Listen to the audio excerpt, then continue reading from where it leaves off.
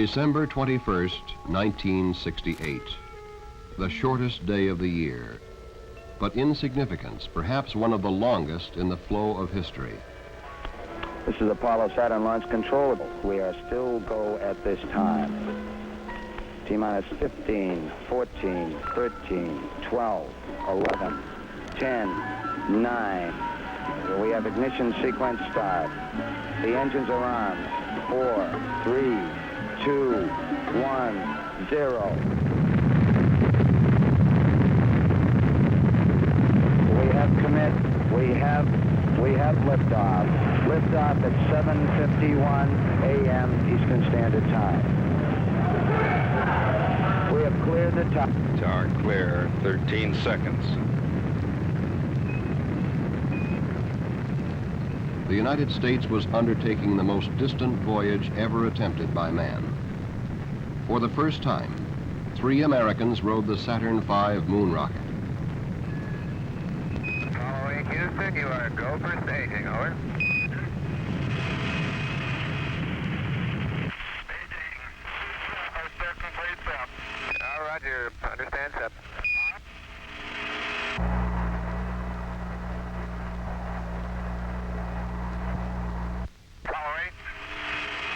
We hear you loud and clear, Apollo 8. Okay, the first stage was very smooth, and this one is smoother.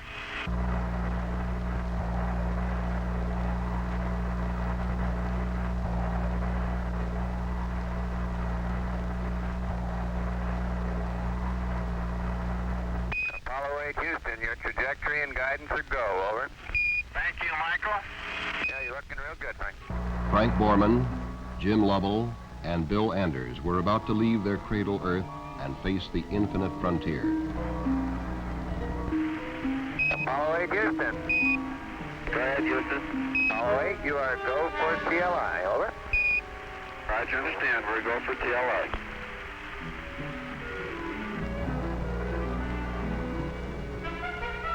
TLI, Translunar Insertion. This was the commitment.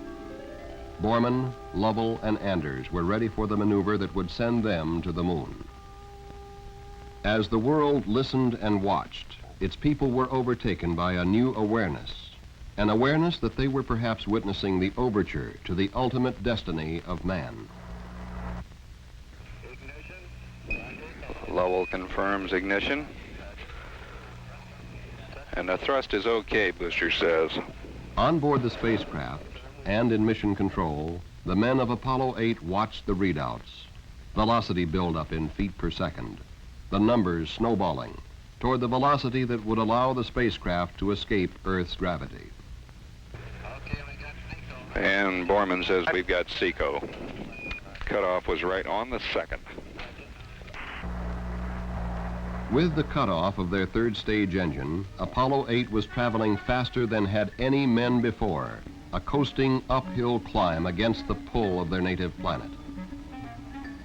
Now the third stage, the S-4B, was just useless mass to them.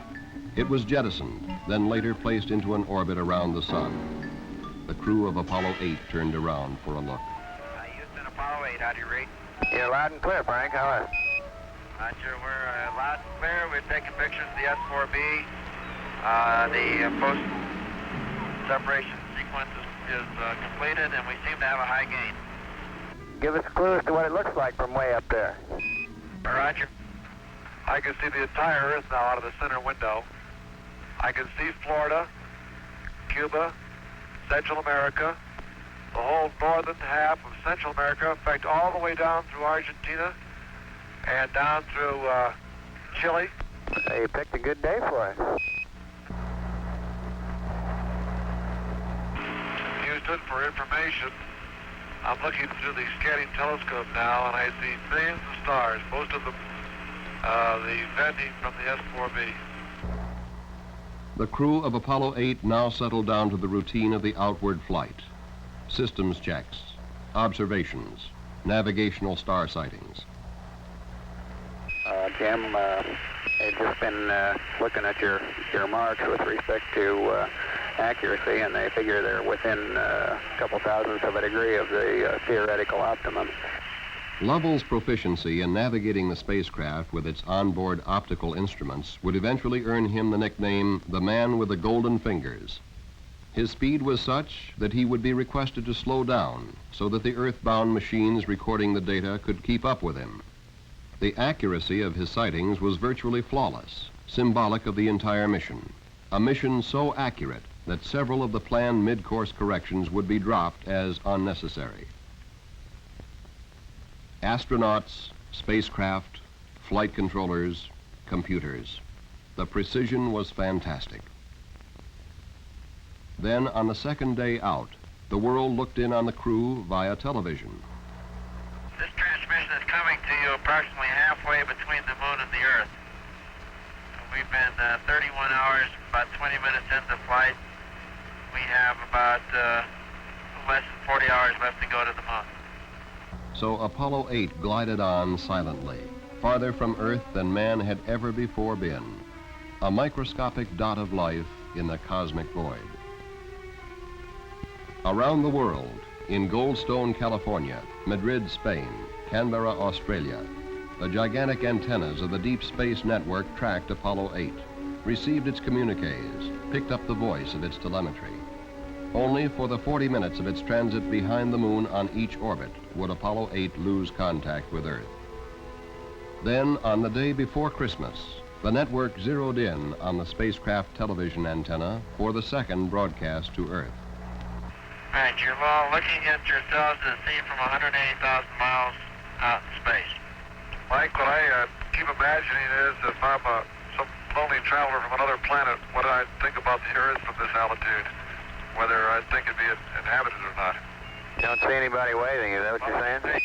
Well, I'm just kind of curious whether I would land on the blue or the brown part of the Earth. You better hope we land in the blue part. Shortly after they turned off the television camera, Borman, Lovell, and Anders ended their long climb away from Earth. Crossing the point where the gravity of Earth and Moon just balanced, they became the first men to fall toward another celestial body. Now the time approached for the most immense commitment of the mission, Lunar Orbit Insertion, LOI. A burn of the service module engine would place Apollo 8 into orbit around the moon. Up to this time, without further major maneuvers, the spacecraft would loop around the moon and return to Earth. Once the burn was made, Apollo 8 would be held by the moon's gravity field until a later burn would push it free. Apollo 8, this is Houston at 6804, your goal for LOI. Okay, Apollo 8 is go. You're riding the best bird we can find. Lunar orbit insertion would take place on the backside of the moon. With the moon between the spacecraft and the Earth, all contact would be lost until it appeared on the other side. In mission control, they anticipated LOS, loss of signal from Apollo 8. We'll see you on the other side. Now, mission control and the world could only wait. Wait for the first contact with Apollo 8 as it emerged from behind the moon. We've got it. Apollo 8 now in lunar orbit. There's a cheer in this room. This is Apollo Control Houston, switching now to the voice of Jim Lovell. By 60.5, good to hear your voice. The burn was as close to perfect as possible. Later burns would circularize the orbit, and the three astronauts would circle the moon 10 times in 20 hours. Sunrise, sunset, every 2 hours on an alien world. And they would take pictures, still photographs as well as motion picture film, here seen at a much faster rate than orbital velocity. Apollo 8, Houston, what does the old moon look like from 60 miles, over? Okay, Houston. The moon is essentially gray. No color. Looks like plaster of Paris. Or sort of a grayish beach sand. We can see quite a bit of detail. The craters are all rounded off. There's quite a few of them. Some of them are newer. Many of them look like, especially the round ones, look like hit by meteorites or projectiles of some sort. Langrenus is quite a huge crater. It's got a central cone to it. The walls of the crater are terraced, about 6 or 7 different terraces on the way down.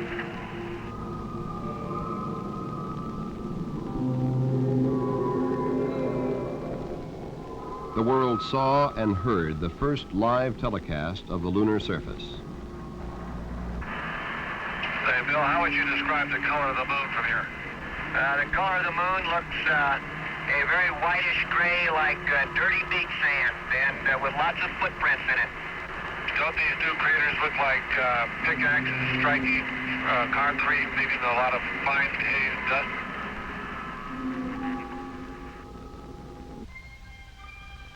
Scientist, engineer, astronaut, the world, all followed the progress of Apollo 8. For this was preparation, an advanced scout marking the way for those who would follow, those who would orbit, those who would land, navigate, track, observe, record, describe. There's no trouble picking out features that we learned on the map. Certainly looks like we're picking the more interesting parts of the moon to land in. The backside looks like a sand pile my kids have been playing in for a long time. It's all beat up, no definition, just a lot of bumps and holes.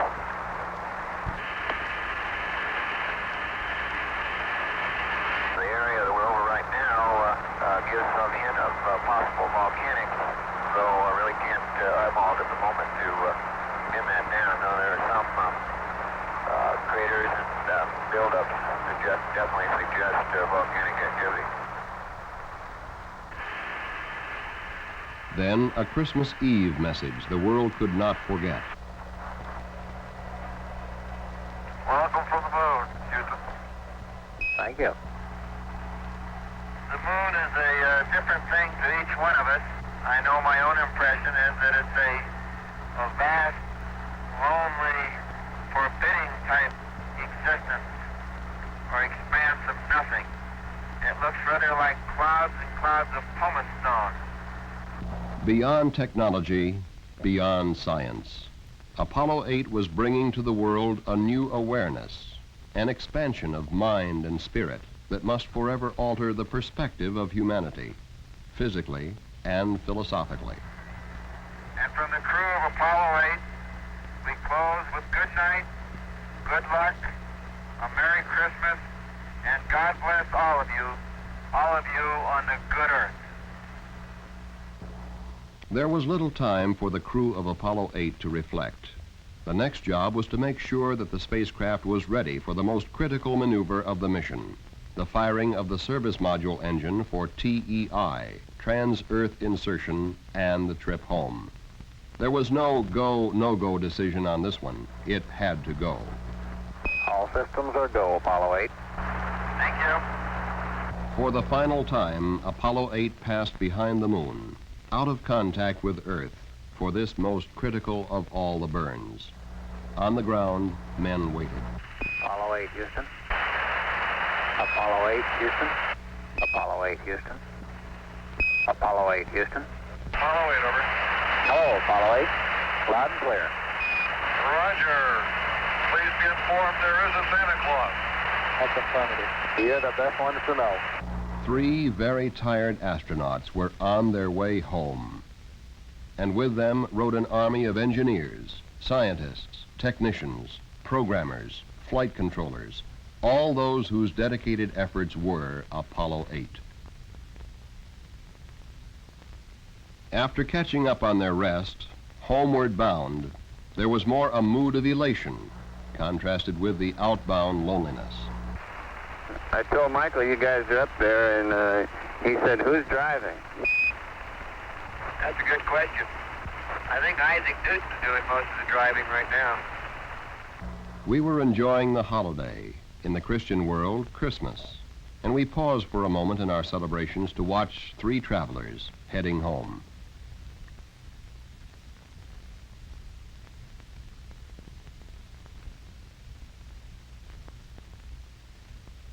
As many of us sat down to our Christmas meal, Borman, Lovell, and Anders were enjoying theirs. It appears that we did a grave injustice to the food people. Santa Claus brought us a TV dinner each, which is delicious. Turkey and gravy, cranberry sauce, grape punch, outstanding. Roger, Jim. Glad to hear it.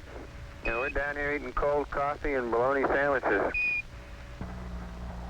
As on the way out, there were periods of work. The navigational ability of the spacecraft and crew was proving phenomenal. And periods of rest, a single man on watch. Well, Ken, that just leaves you or I. How about you and I? Anything exciting happen today? Real quiet down here. Everybody's smiling. Everything's pretty calm, like it should be on Christmas. Very good. Yeah, Milt says we're in a period of relaxed vigilance. Very good. We'll relax, you be vigilant. The final television transmission, 97,000 miles out, farther than man had been on any previous mission, but now tantalizingly close to home. I think I must have the feeling that the travelers in the old sailing ships used to have. You're going on a very long voyage away from home, and now we're headed back, and I have that feeling of being proud of the trip, but still happy to be going back home and back to our home port.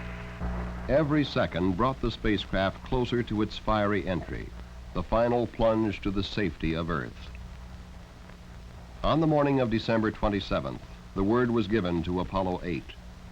The pyrotechnic devices that would separate the command and service modules prior to entry were armed. Apollo 8, Apollo 8. Your go for pyro arm. Everything's looking good. Roger, everything's looking good here, Ken.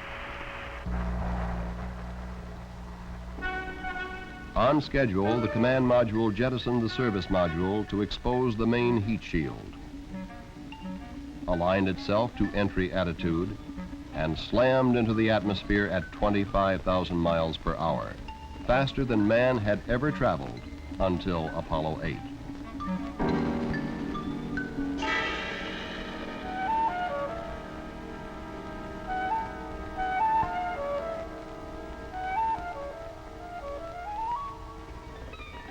A tracking aircraft took these films of the entry, the spacecraft seen as an incandescent fireball.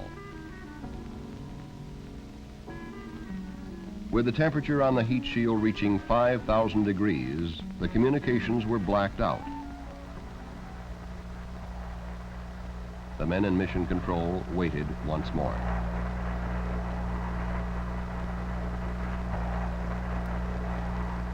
Ken Mattingly just put in a call and just frankly labeled it a radio check. He's gotten no responses yet.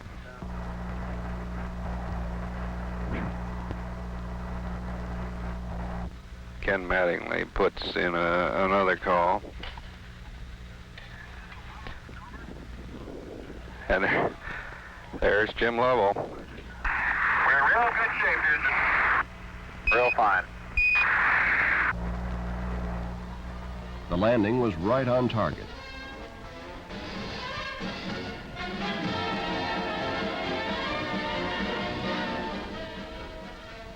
Later, Frank Borman would report passing over the recovery ship as Apollo 8 drifted down toward the sea on its parachutes.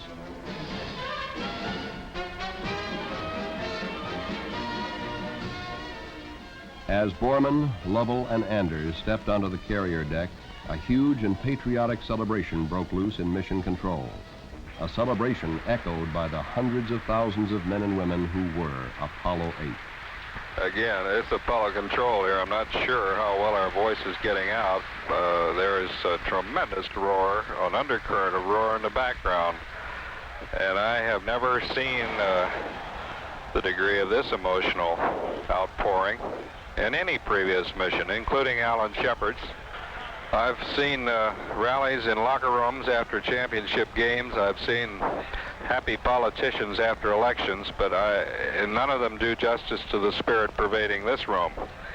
But the triumph of Apollo 8 was beyond the bounds of nationalism. It was a fruition of the ages of humanity. The first Chinese setting off a gunpowder rocket, the Englishman, Newton, the German, Kepler, the Russian, Tsiolkovsky, the American, Goddard. For one moment in history, the nations of Earth were united in the eternity of deep space. In Havana, in Washington, in London, in Moscow, in Tokyo. All of mankind joined 3 Americans, orbiting 60 miles above a stark, lifeless world. In the beginning, God created the heaven and the earth. And the earth was without form and void, and darkness was upon the face of the deep. And the Spirit of God moved upon the face of the waters. And God said, "Let there be light." And there was light. And God saw the light, that it was good.